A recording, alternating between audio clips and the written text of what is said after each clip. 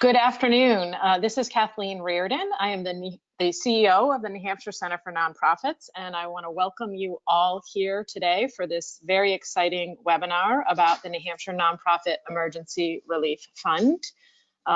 There are over 600 people who have registered to participate in this webinar, and that is clearly expressing some of the interest and need for this fund. I know people are really anxious to hear about all of the components and how to apply, but I want to stop and pause for a moment at the beginning to really give a shout out to all of the nonprofits for the advocacy work in getting to this really important moment. Nonprofits advocated effectively to both the stakeholder and the legislative advisory boards, talking about not only the impact of COVID-19 on their organizations, but how they were adapting, stepping up, and would be so important to our state's ongoing vitality and recovery through this crisis. So your work was really part of bringing us to this point.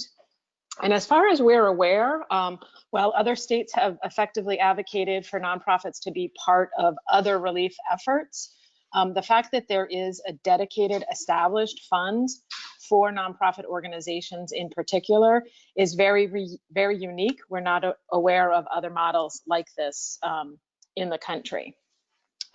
Stephen, if you could go to the agenda. I want to do actually a little bit of housekeeping before we get into the webinar. The recording, the link to the recording will be sent out to all of the recipients, as well as information so you can access the site, the Gopher site. The application and FAQs will be posted on the Gopher website later this afternoon. The presentation itself will take about 30 minutes, and then we'll have question and answer session. If you have a question, you can type it into the question panel of the control panel of your pane. I think those are the housekeeping items. So here's our agenda for today. We're going to provide a little bit of context about the funds that the CARES Act funds that were awarded for the relief fund. We'll describe the components of the fund itself. And I know what everyone is really anxious to hear about is the application requirements and what that will entail. And we've got other resources available for nonprofits to access this fund. And as I mentioned, answering questions. So I'll turn this over to Deborah Schachter from the New Hampshire Charitable Foundation. And if we could advance the slide, please, that would be great. Hello, everyone. This is Deborah Schachter from New Hampshire Charitable Foundation. Thanks for being with us today. I want to start by sharing a high-level overview that really lays the foundation and the context for understanding how this fund can respond to the many needs that you all are facing in your work in these difficult times. The Coronavirus Relief Fund of the CARES Act is the source of this funding. It's the $1.25 billion that New Hampshire received as one component of the Federal CARES Act. And it defines how those funds can be used, and that's both in this nonprofit emergency relief program and any other program that the governor's office and Gopher are standing up with use of those funds. Funding under this federal funding stream can be used for necessary expenditures that are incurred due to the public health emergency, that is COVID-19. Those can take a couple of forms. It can be direct response, such as expenditures to address urgent needs, public health needs, medical needs, other direct response needs that are occasioned by the public health crisis. And it can also be used to address secondary effects. And those may include economic support to individuals or households that are suffering from unemployment or business interruptions, business closures, and that includes nonprofits.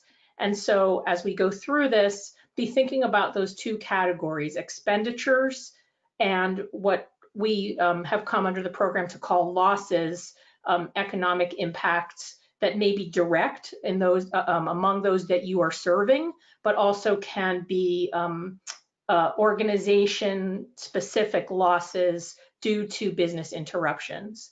And then most importantly, and thinking about this, we want to be sure folks understand that there is a specific time limit under the Federal Act. It relates to expenditures and losses from March 1st through December 30th. That's not a typo. December 30th is what the Act says. De facto, that's the end of the year.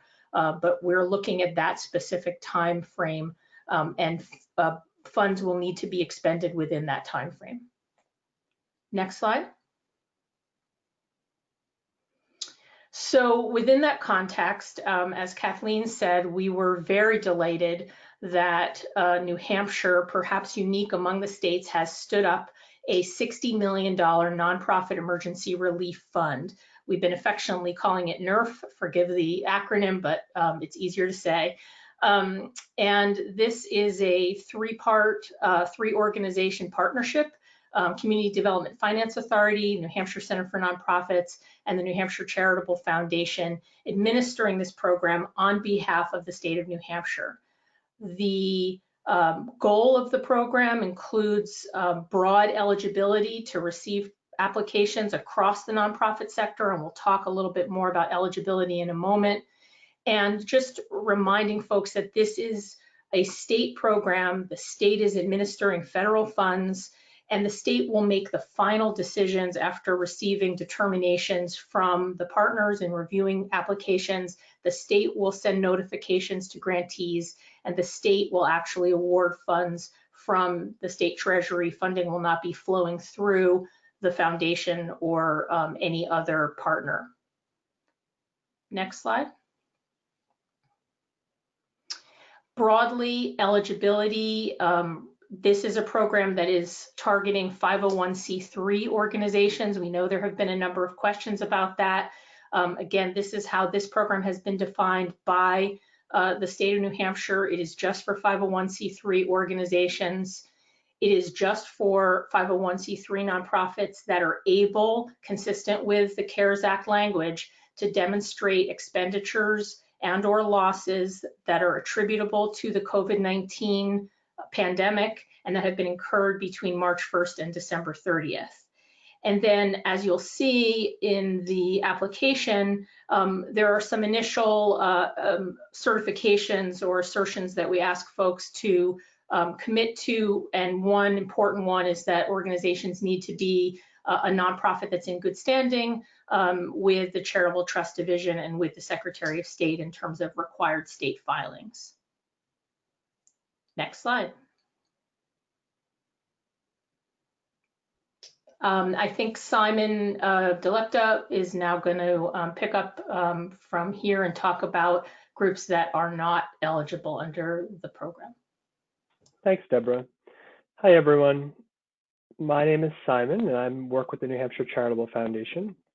And I'm going to start by actually narrowing that window that Deborah talked about, which is this program is eligible to 501c3 organizations.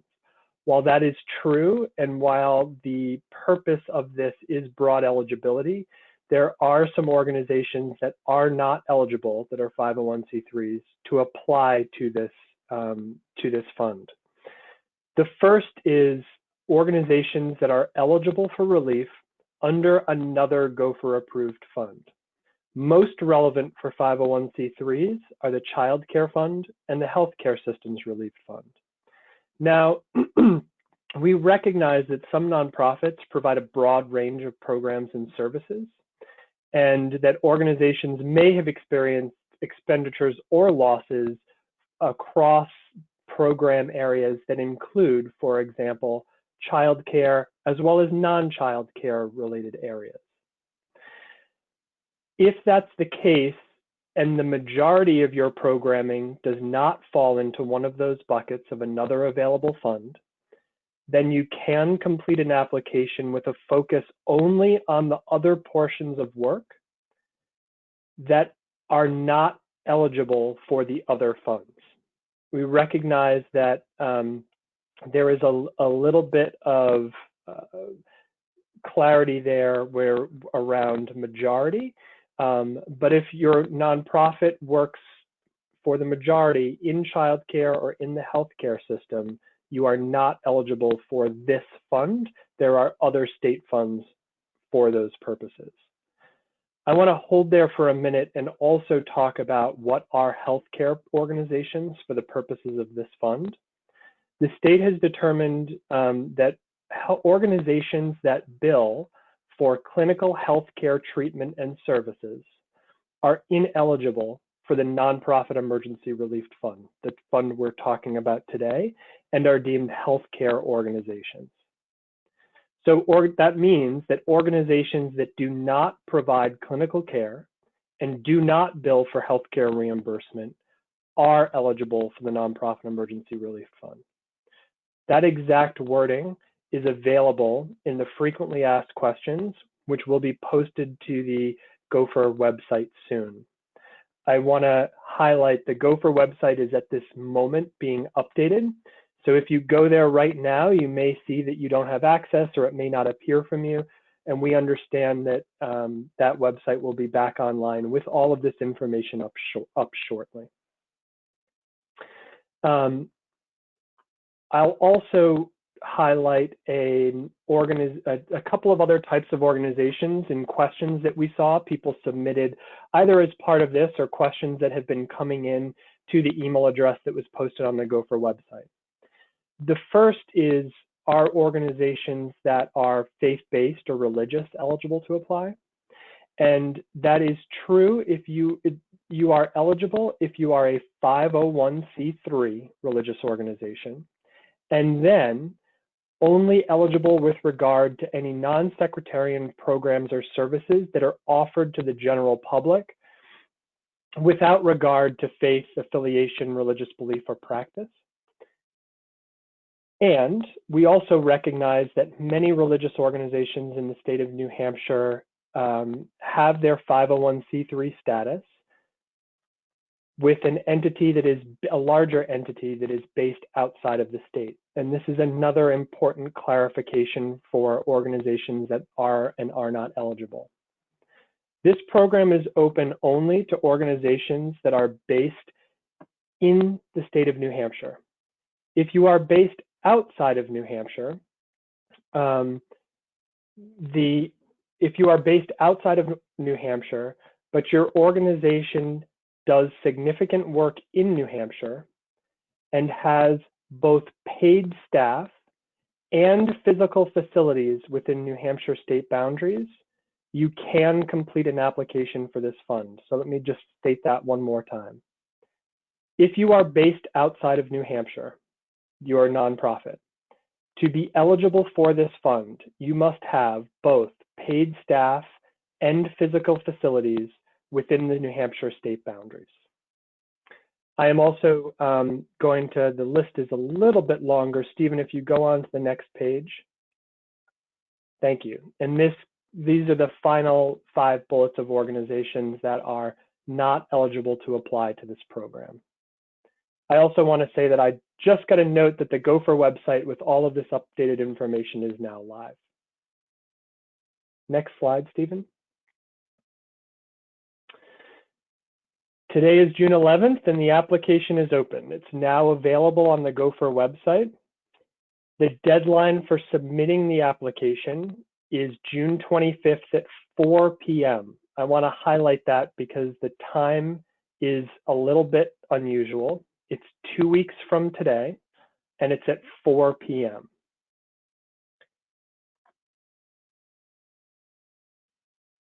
Application review and award determinations will be completed between June 25th when the application closes and mid-July.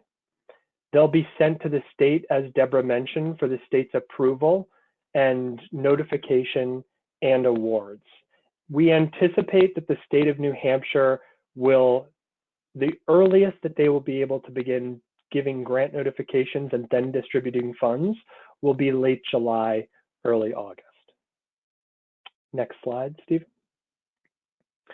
Finally, I just want to highlight what the landing page for the grant application looks like. There is a 2-step process to complete a grant application, and this link is available on the Gopher website. we're using GrantSource, which is the Charitable Foundation's online grant portal. The first step of the process is to create, if you do not already have one, or update an existing organizational profile. Once that's done, the application will appear on your dashboard and you can log in and start that process. Again, if you want to get a head start of what that looks like, the PDF is up on the Gopher website. I also want to flag a note that if you are having trouble logging in with logistics, there is information on this website of how to get help. And it's really important to know that if you have forgotten your password, the password reset comes from an email address that is grantapp@nhcf.org. We've had a lot of folks asking that they haven't been able to get their passwords, and this is where it comes from. I finally want to close by letting folks know that if you are an organization you know, do not have access to a computer to complete this application, need language assistance to complete the application, or need FAQs in other languages, all of those resources are available. And you can either let us know in the question or chat of this webinar, or through the email address that's posted on that GrantSource landing page. And we'll provide that information and make sure that that help is provided. Before I turn it over to Yulia, I just want to mention one thing, and that is that the goal of this program is to be as broad as possible. And we also know that the need that nonprofits have in this state greatly exceeds the $60 million that was allocated. And so the expectation is that 100% of the needs of the sector will not be met by this program. And we hope to meet as many of those needs as possible with the $60 million that the state is going to be allocating. And so with that, I'm going to turn it over to Yulia, who is going to overview the application and evaluation. Thank you, Simon. Hi, everybody. My name is Yulia Svanchuk, and I work with the New Hampshire Charitable Foundation. And I will take the next few minutes to go over the application questions, which again, as Simon had mentioned, the full PDF of these questions is or will be shortly available on the Gopher website. So the application is broken into two main sections. There are financial questions, and then there are a few open-ended questions. The financial questions are there to essentially determine if your organization qualifies for the CARES Act funding, as was described by my colleague Deborah earlier. There are 4 buckets of how we are separating those, and they're listed right here. We'll be asking you for your past expenditures, past losses, future expenditures, future losses, and then any additional federal loans or grants that your organization might have received for COVID. Could you go to the next slide? So these are actually, these are in the more detailed versions of those questions. So the first bullet, that's incurred expenditures.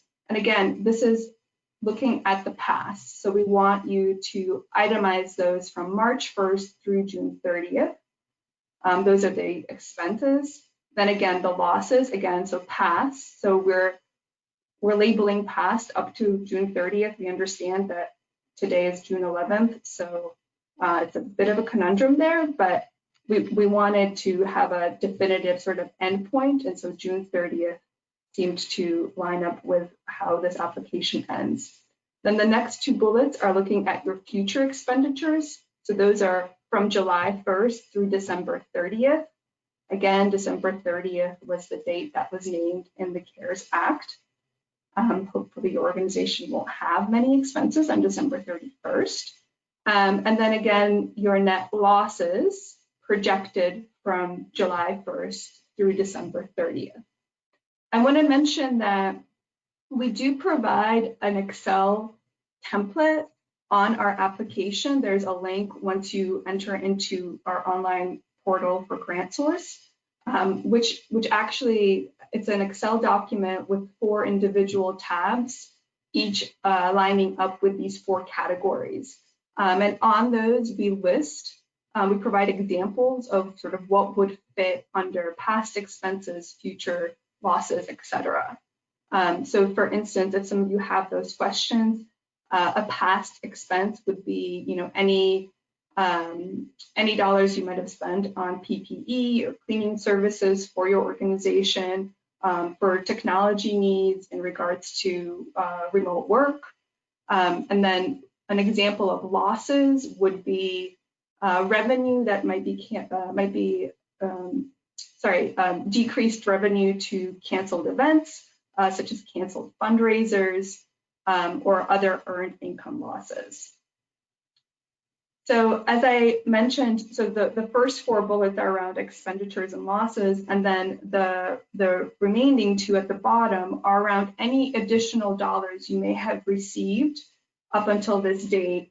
So this would include, and we name these in the application. So these would include if your organization received the PPP loan or any other COVID-related funding from the government.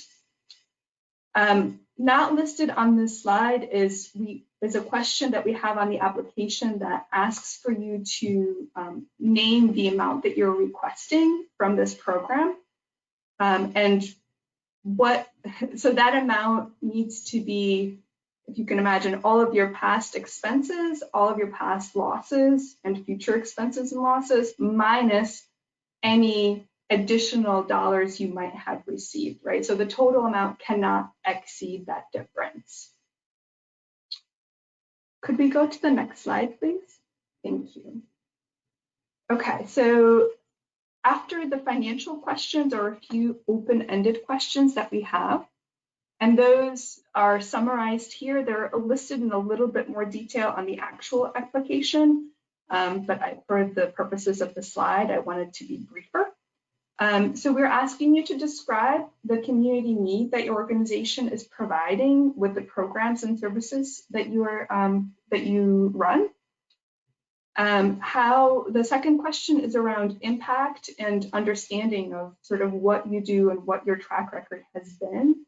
We encourage, if you do have some data around numbers, it provides us context with the kind of scale that your organization works at. We ask you a question around how COVID-19 has impacted your organization's programs and services. And this just, the first 4 financial questions were strictly numbers. So this will give us some context in terms of how your organization has been impacted by the crisis. And the last question is around financial management. This is, these are federal dollars, and we want to understand how your organization approaches financial management and how that will be applied to the management of these funds. There are a few other questions on the application that are also included in the PDF, but they're mostly not really open-ended, they're just around the kind of organization, the kinds of services or the kinds of populations the organization serves, and they're quite self-explanatory. Could we go to the next slide, please?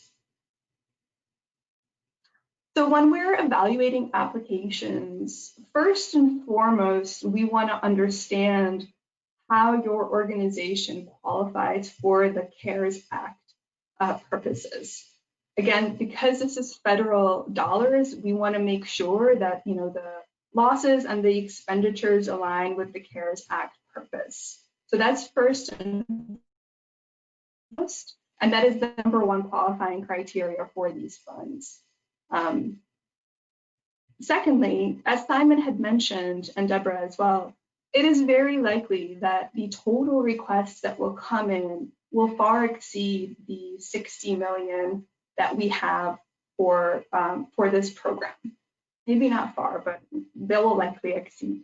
And in that case, we will apply these criteria, which align with the fund principles, to scale the awards. And these criteria right below the population served, community served, record of accomplishment, and the community need that's met by the organization.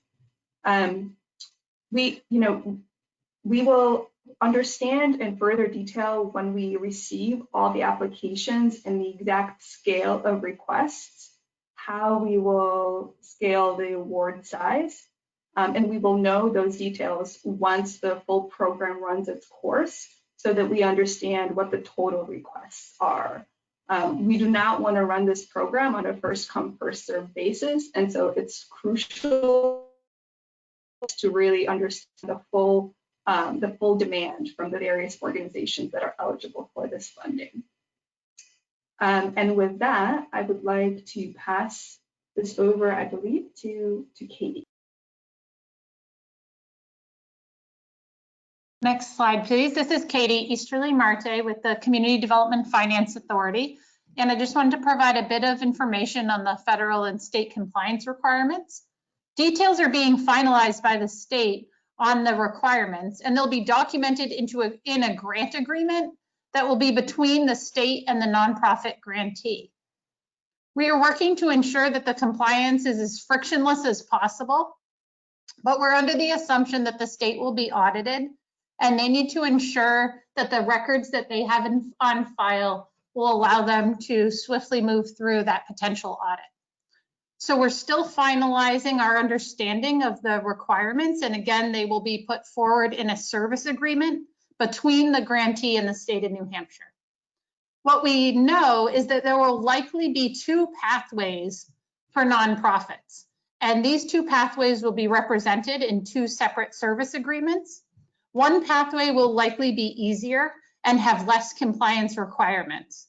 It's likely that the easier pathway will cover costs related to past losses and past expenditures. There's a second pathway which will likely have more complex compliance requirements, and that pathway will likely cover future expenditures. A couple of other things we know at this point. Again, there will be a service agreement signed with the state, and we will provide links to those service agreements as soon as possible. Those will be on the Gopher website, as well as in the application. All grantees will need to register with the state vendor system. All grantees, regardless of the pathway, will need to prove that they're not on the federal debarment list. And it's likely that some grantees, likely those that take the more complex pathway, will have to apply for and receive a Federal System for Award Management, a SAMS number. We would encourage any grantee who wants to start the work on those three registrations now. In addition, we understand that for an organization that receives more than $750,000 in total funds, that they'll have additional audit requirements. As you think about how to ensure that you can meet these requirements before seeing the service agreements, we would encourage you to think about your ability to record your expenditures as outlined in the application, and then to have documentation on those expenditures. Kathleen will speak next about some of the technical assistance that will be available for helping to think through these aspects. And I'll just pause for a minute and turn it over to Deborah Schackner to ensure that she doesn't have any additional feedback on the compliance at this time. That was a great summary, Katie. Just two quick points. With regard to the single federal audit that Katie mentioned, that applies to organizations that receive over $750,000 in federal funds from all sources in a given year. So those familiar with the program may already be complying with a single federal audit, but we recognize that there may be some applicants in this pool for whom this slice of funding would tip them over that $750,000. So just to clarify that all the funding need not come from this single program, and indeed it's extremely unlikely, I would suggest, that this program will be making grants at that scale, given the discussion we've already had about the scale of anticipated demand for the $60 million. The other quick thing to add is that based on our current understanding, the state is in, we, the foundation, or the other partners will not be requiring any kind of reporting on these grants. Again, the dollars aren't flowing through our system, but we believe that the state anticipates a January 15, 2021 date for whatever reporting requirements they will include in their grant agreements with participants in this program. And with that, I'll turn it over to the next presenter. I think that's me. Could you do the next slide, Stephen? Okay, great. So this is Kathleen Reardon back. I think one of the priorities for all three of the organizations, the Charitable Foundation, CDFA, and the New Hampshire Center for Nonprofits that are administering this, we really want to be sure that all organizations that have these costs and losses and are eligible for the Nonprofit Relief Fund, we want to make sure as many organizations as possible have access to these funds. And that's very important. And so we've built a lot of resources into this system. We know that the webinar is just one place where you'll get information to further understand the fund. As has been mentioned a few times, there are also detailed FAQs that are available on the Gopher site. We've also scheduled several question and answer information sessions, and what we will do with those, certainly if we start seeing some trends of some commonly asked questions, we might kick those off with some general observations and clarity, but those sessions are designed to be an open forum for you to get your general questions answered if they are not answered through the FAQs. So there is a link on the Gopher website for you to sign up for any or all of those, and you can register, really close to the event.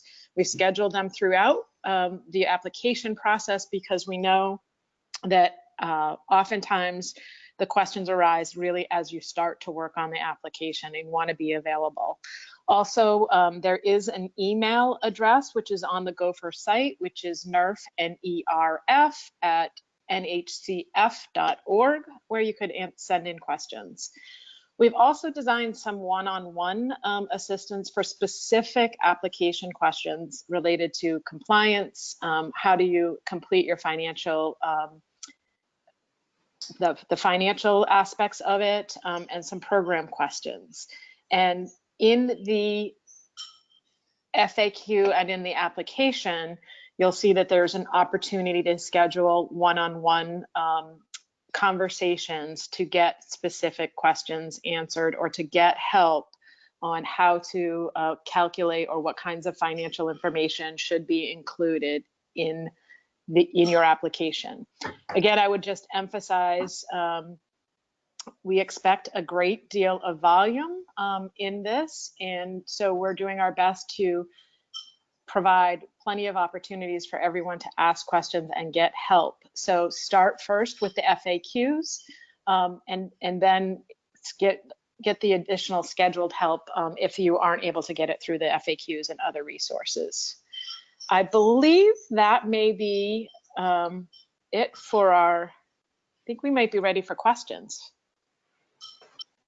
That's a good thing. This is Lorette from the webinar backend, and we have a ton of questions. So I'm going to start with some questions that I've grouped together. And again, if you asked a question, if it's a question that other folks have asked as well, I'm grouping them together. So if you don't get your question answered after this, again, you can email, I think it was nerf@nhcf.org. So a couple of folks have asked about other federal grant programs that they've applied for, but they will not hear the answer before the June 26th deadline, and they're wondering how they should handle that.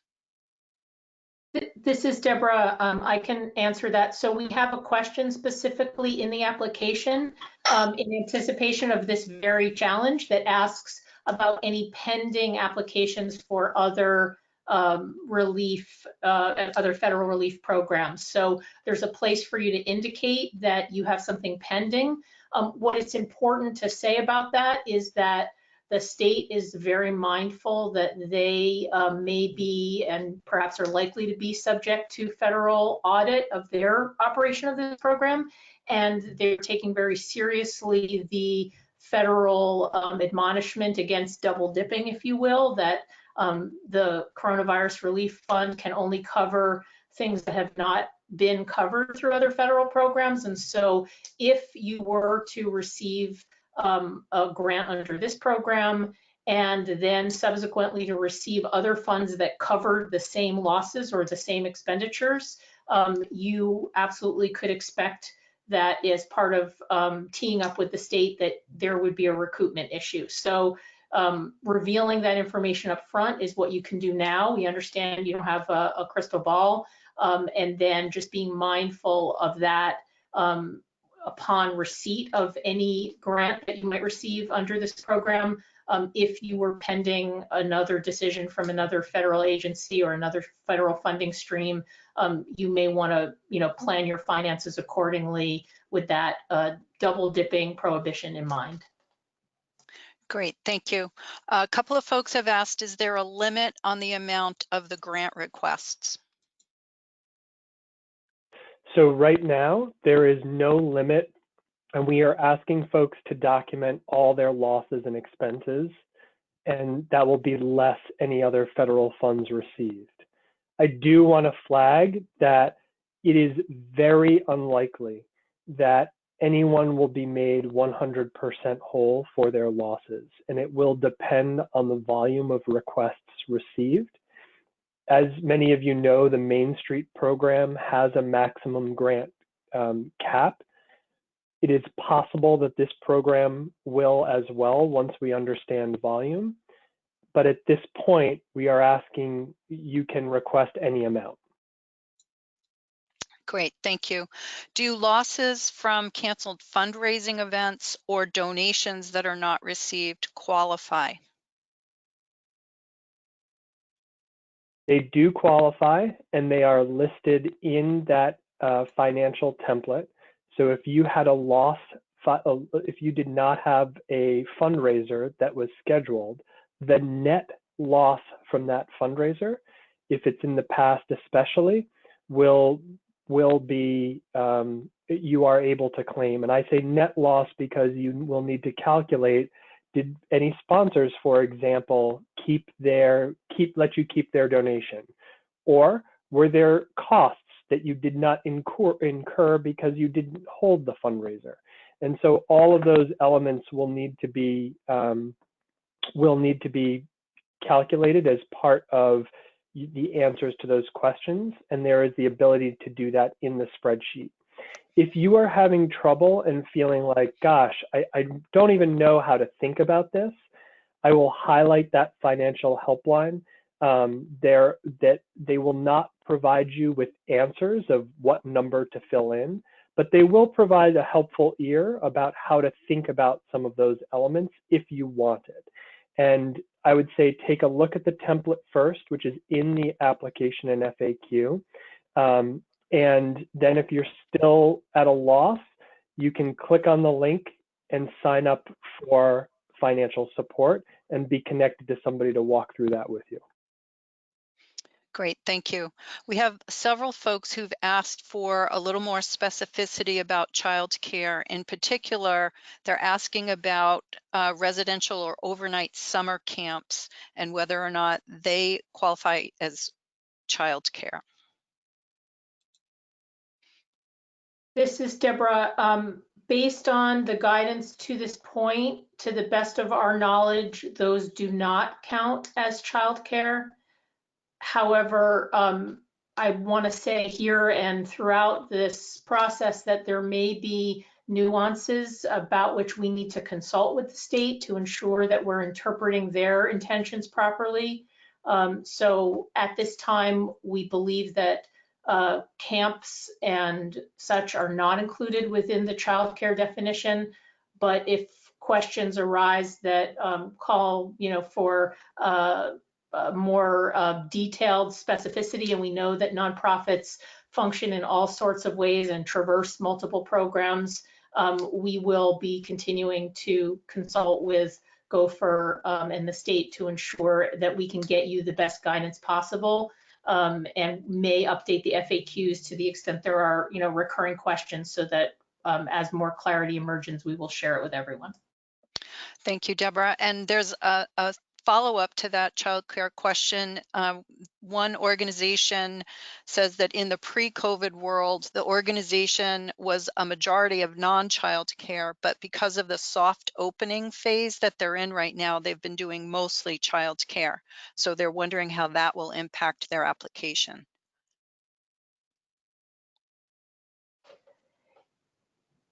I think this is a helpful response. Let me say that to the extent that some of an organization's losses relate to portions of their business that are currently closed due to the pandemic, social distancing rules, or other health considerations, those losses associated with the currently closed portions of the business can be considered as part of this program.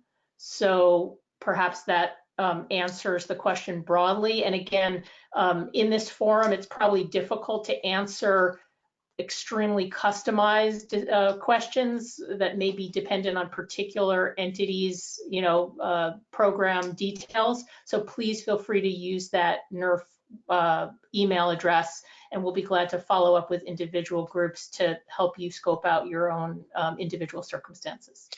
Thank you for that. Let me throw a softball one. Which entity of the state will be making the grant decisions?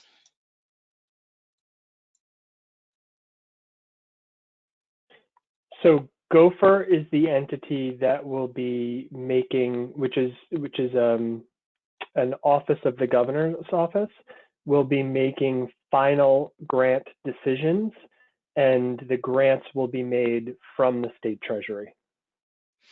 Thank you. Does COVID-related funding include the employee retention credit?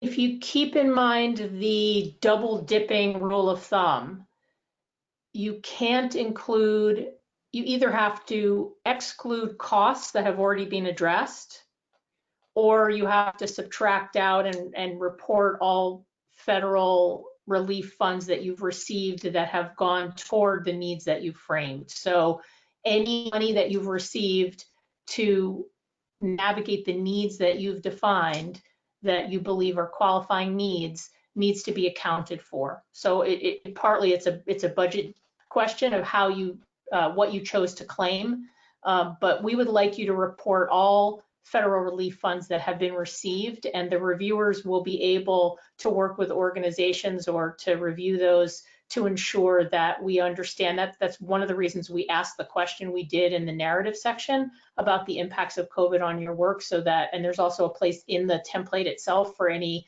budget notes that will provide further explanation. So feel free again to share those details, and we can work with you individually if needed to clarify.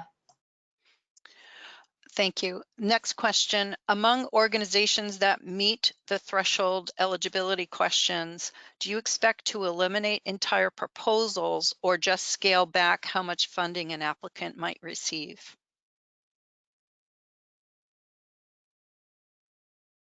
We expect to scale back the funding. That we do not expect to eliminate organizations if they're eligible based on their expenditures and losses, and as long as they fit the eligibility criteria that we outlined earlier today.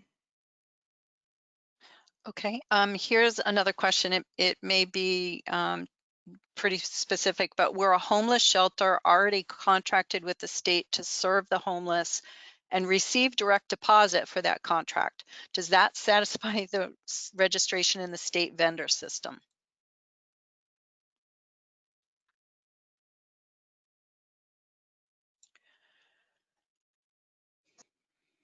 I believe so. We'll clarify in the FAQs. Great, thank you. I have a question about EIDL loans. EIDL loans are not forgivable, they're long-term debt. Would EIDL loans reduce the possible grant amounts?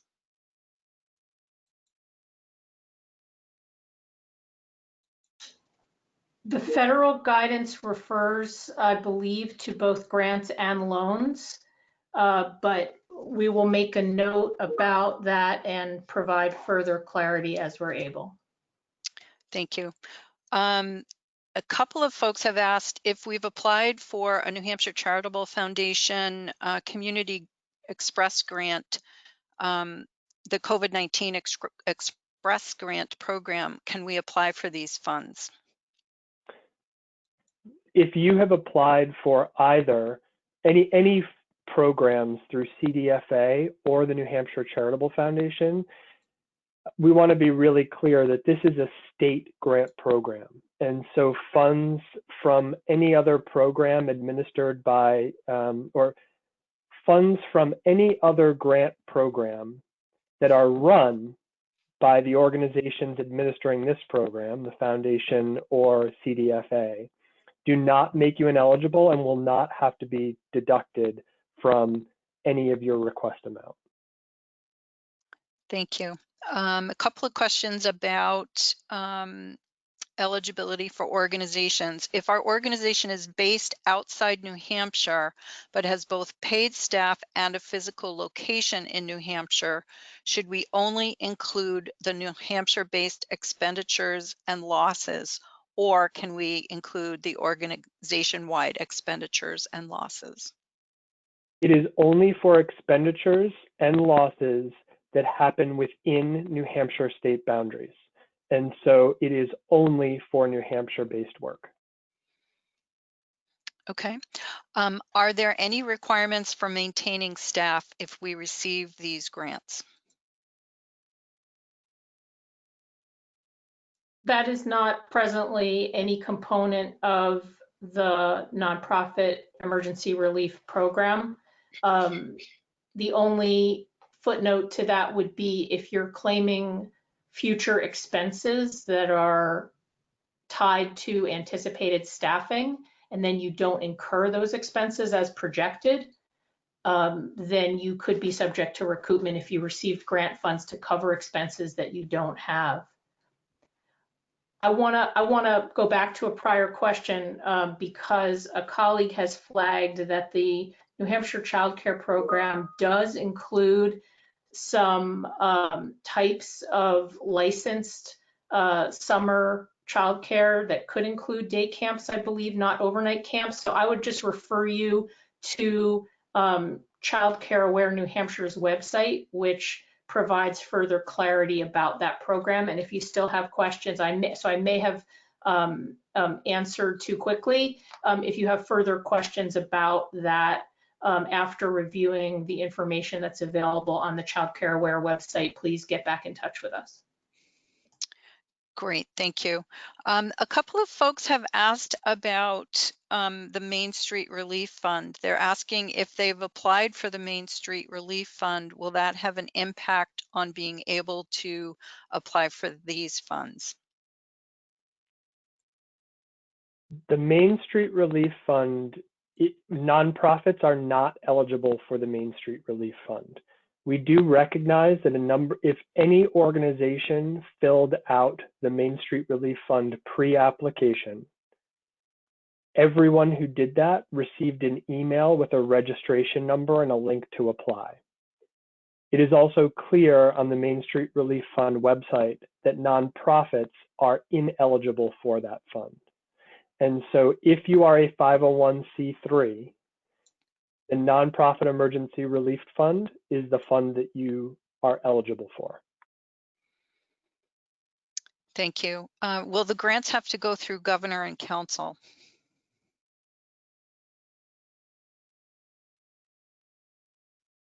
It is not at present our understanding that the state expects to have the grants go through governor and council, consistent with the position that the governor has taken about exercising emergency powers.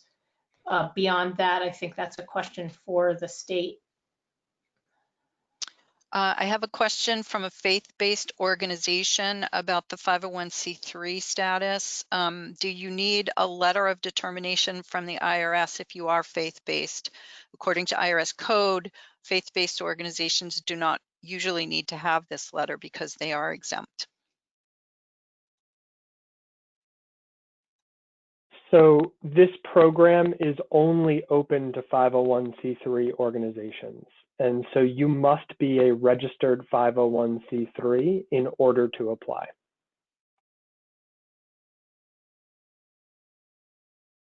Simon, you cut off at the end. I don't know if you can Sorry about repeat. that. So That's okay. sure, what I said was this program is only open to 501c3s. And so you do need to have a 501c3 determination letter in order to apply. Thank you. Are early childhood coalitions that do not provide childcare, but who support childcare through the pandemic, are they eligible?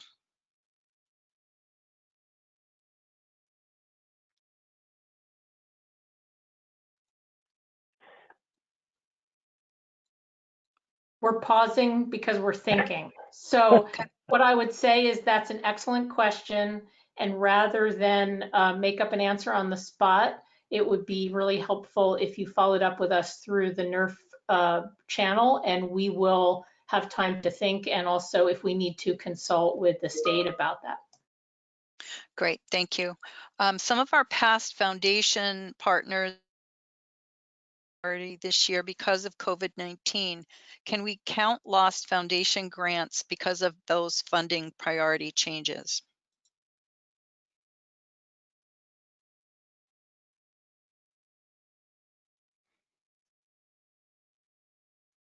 If you did not receive a foundation grant that was either planned or you had been told would be awarded, and that you have a rationale that documents that it is because of the pandemic, then it would be eligible.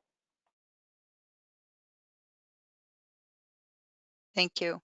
Because the Federal CARES Act money has not been exhausted, is there any indication that the amount dedicated to this relief will potentially increase for New Hampshire?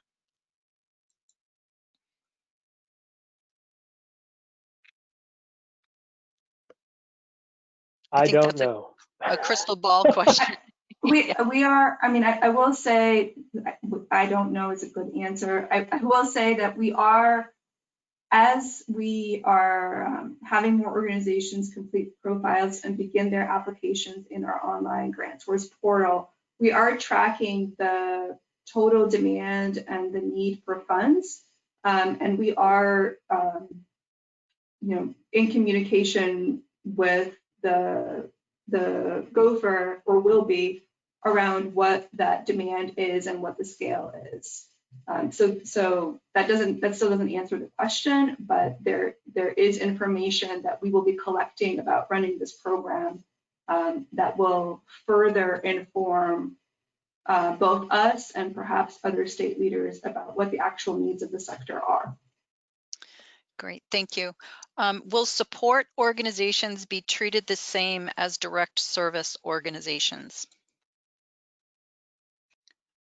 Maybe the best answer, without knowing how the questioner is defining support organizations, is to go back to the general principle that 501c3 organizations, unless they fall into one of the ineligibility exceptions, are welcome to submit an application if they've incurred actual expenditures or losses or anticipate incurring qualifying expenditures or losses. Great, thank you. And that's a great segue to the next question. Can you restate the definition and difference between expenditures and losses? For example, what can be included in each? If it's in the FAQs, great, but if not, if you can restate that, that would be helpful. There is a list in the FAQ that has some examples of types of costs and types of expenditures and losses. So it is in there. Think of expenditures as things you had that were an expense that were added because of the public health emergency. Think of net losses as things that you weren't, revenue you were not able to receive because of the pandemic. And so, but there is a list in the FAQ, and there is also some example cells in that downloadable financial template. Thank you. There are a couple of questions about how the criteria will be weighted. One specific one is there preference for nonprofits that serve a larger number of constituents? I think the answer to that is no, in that there's not a direct correlation between the number of constituents served and some kind of weighting. At the same time, we do want to understand the track record of work that an organization has done and the community need they're meeting and the impact of that work. So, and we also are very mindful that COVID-19 is not impacting all communities equally. And so we'll be very attentive to groups that are serving those who are most vulnerable, that are operating in low-income communities. So there are a number of factors that will come into play, but there's no direct correlation, between numbers served and dollars awarded. It'll be part of a much larger assessment of how the dollars will flow overall across the many needs that we expect to learn about through this process. Thank you. Can these funds be used for our programming and not related to operating expenses? We're an all-volunteer organization and offer financial assistance to kinship families.